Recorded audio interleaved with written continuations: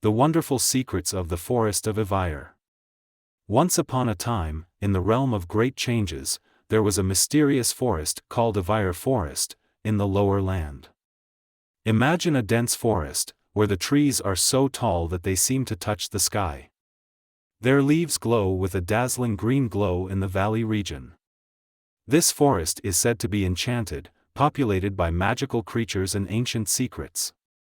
Some say nymphs, nature spirits and fantastical animals reside there.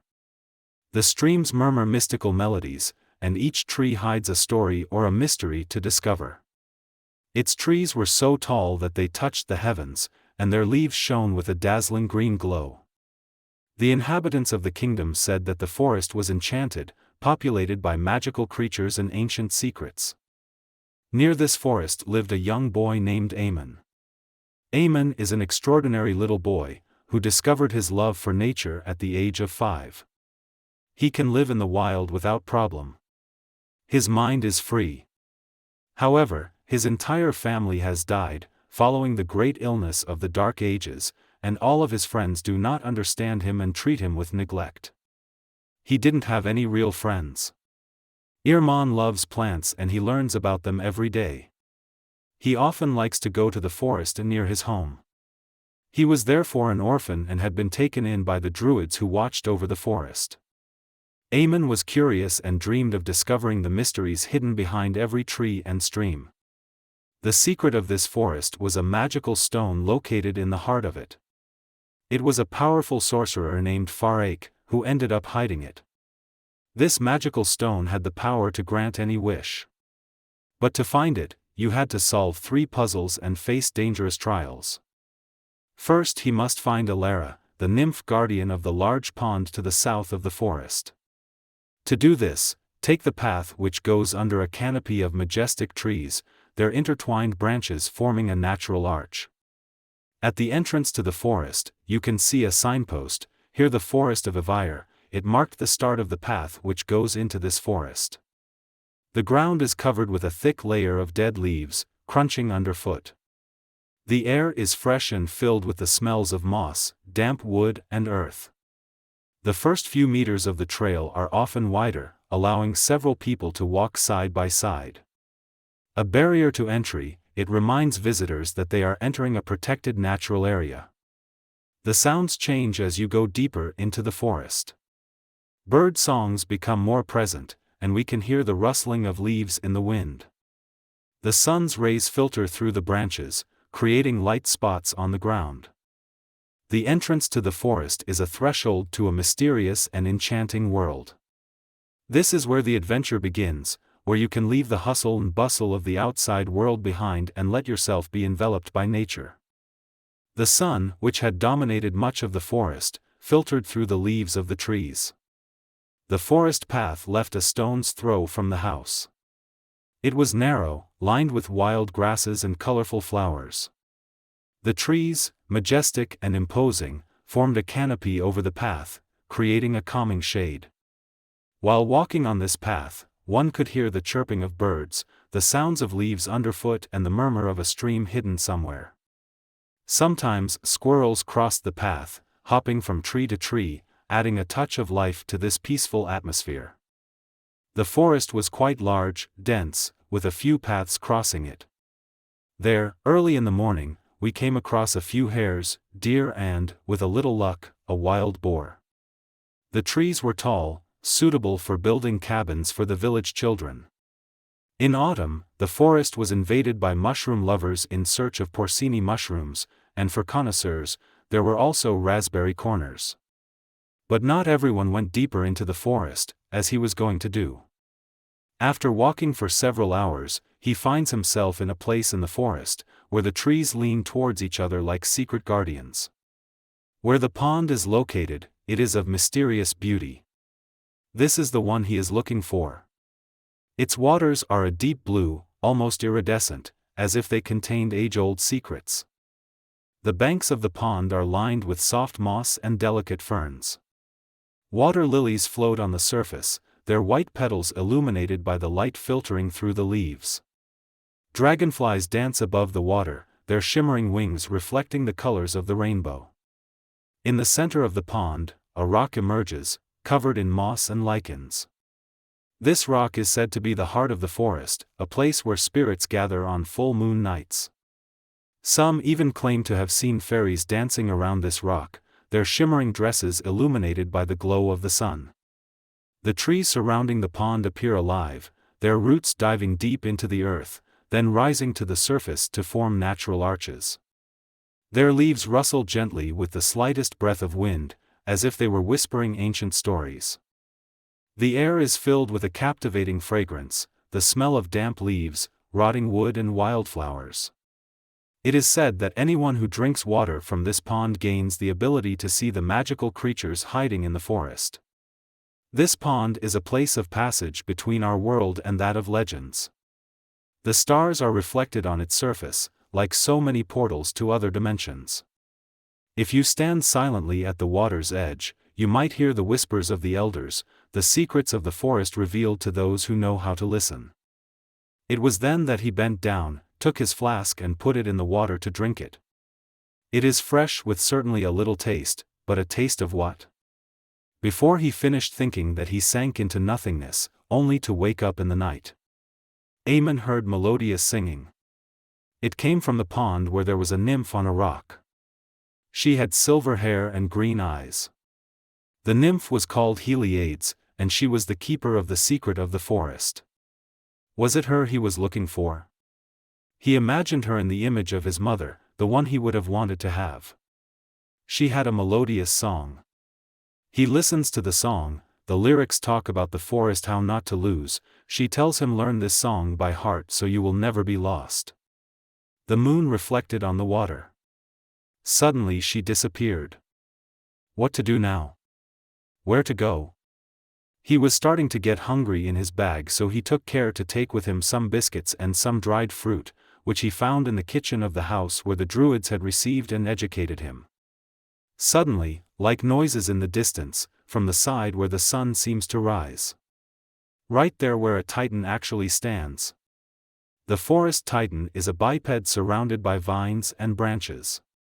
It is approximately 276 feet, 84.2 meters, tall.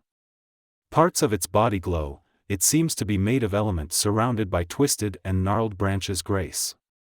His hands are wooden branches that look like fingers, and other branches and leaves growing from his face and all over his body.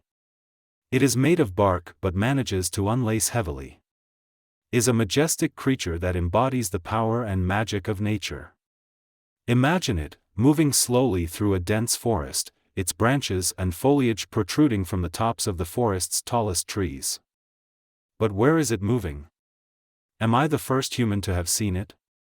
I never take my eyes off him, and the idea strikes me of going to meet him. His footsteps had stopped, and through the trees and leaves, I imagined his body.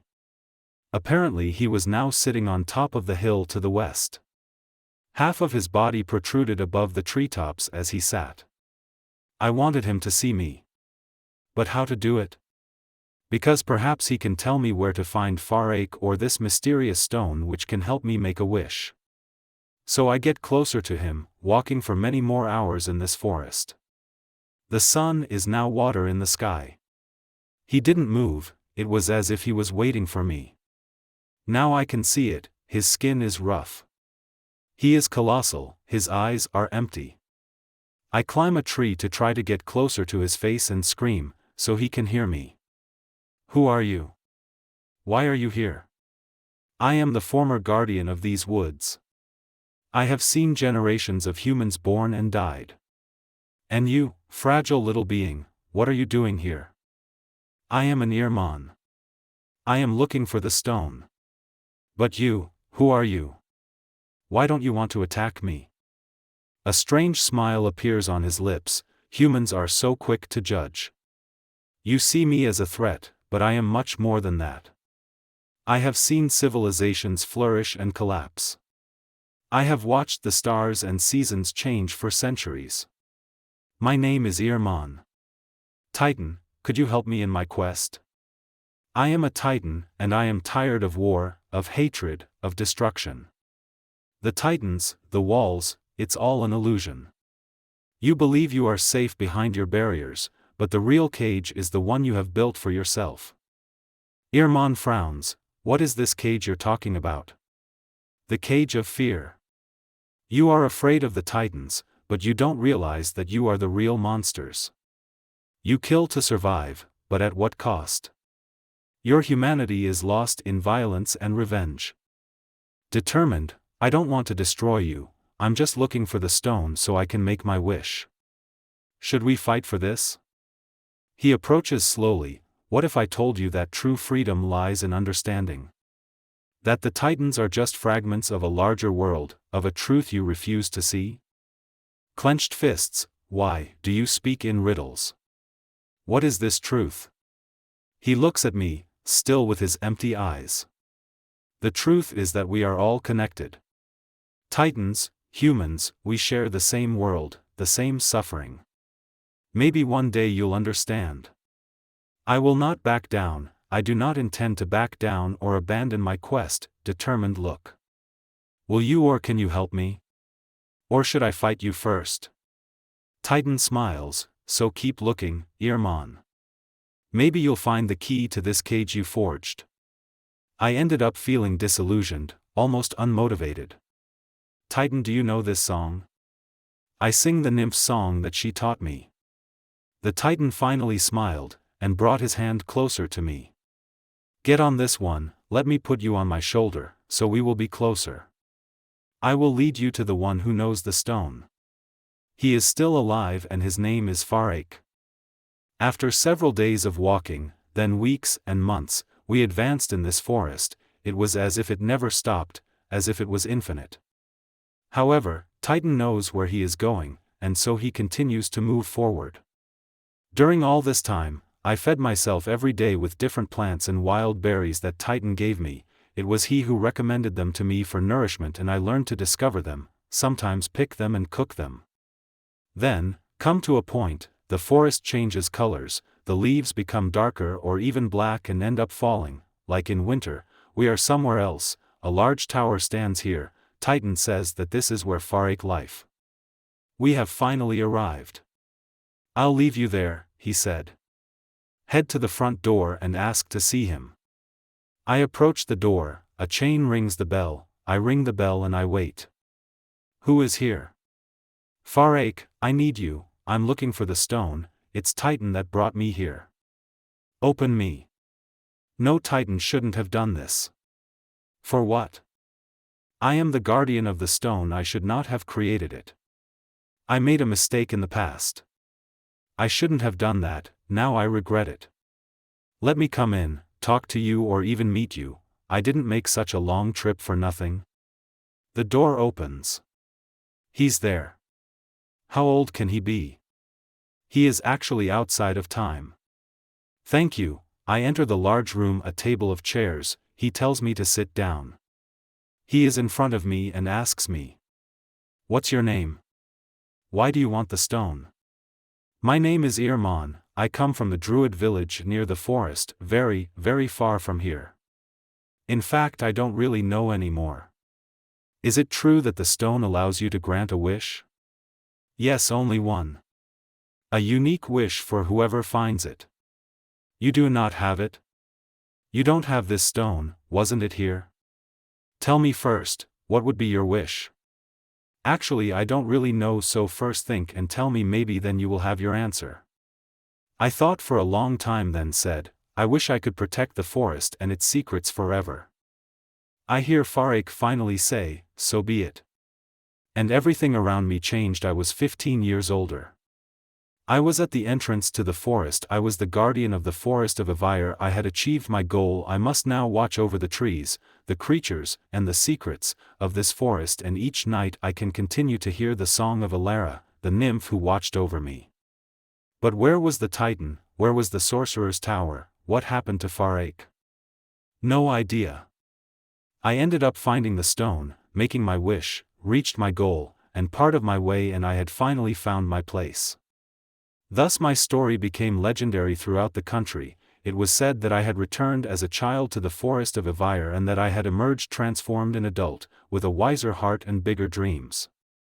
In the end I had also become the guardian of this forest. Ready for new adventures.